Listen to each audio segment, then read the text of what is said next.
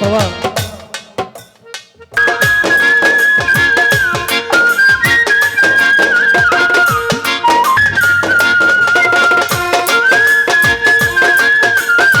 বাবা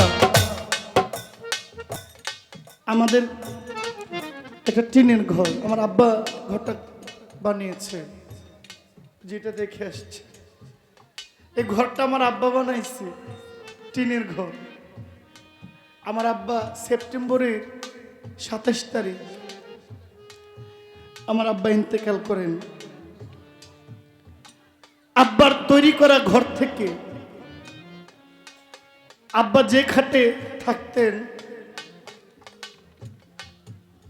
10 মিনিট, আমি ঢাকা ছিলাম, আব্বা ঢাকা থেকে এয়ারপোর্ট থেকে 10:30 বাজে আমি রাতের বাড়িতে গেছি। যাওয়ার পরে 10 মিনিট আব্বাকে পেয়েছি। 10 মিনিটের মধ্যে আমার আব্বা বিদায় হয়ে গেছে। ঘড়ি ধরে খাট থেকে আমার আব্বাকে নামিয়েছি, মাটিতে শোয়াইছি। আব্বার নিজের বানানো ঘর থেকে আব্বাকে বের করে উঠানে নিয়ে শোয়াইছে। এই ঘর কার?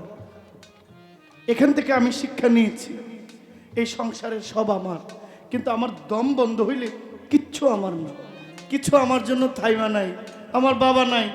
দিব্যি সবাই হাসছে, খেলছে, সিনেমা দেখছে, মুভি দেখছে, খেলাধুলা করছে। আমার বাবা যে নাই, এই অভাবটা আমি ছাড়া আর কারো ফিল নাই। একটু আমার অভাব লাগে যে আমার আব্বা কই। আগে আসলে ফোন দিত, গানে গেছো, খাইছো, কি খবর। অভাবটা খালি আমার, ঘরের আর কারো অভাব নাই, সবার সব আছে, আমার শুধু আব্বাটা নাই।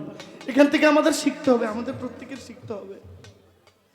আপনার আব্বাকে যেদিন আপনি সহায় দিবেন, কবরস্থানের সামনে দিয়ে আসবেন যাইবেন, 1 মিনিট সময় নাই তার জন্য দাঁড়ায় একটু দোয়া করার জন্য। আমরা সেই মানুষ। কিসের এত অহংকার, কিসের এত দাম্ভিকতা, কিসের এত অহংকার? কোনো অহংকার নাই। আসসালামু আলাইকুম।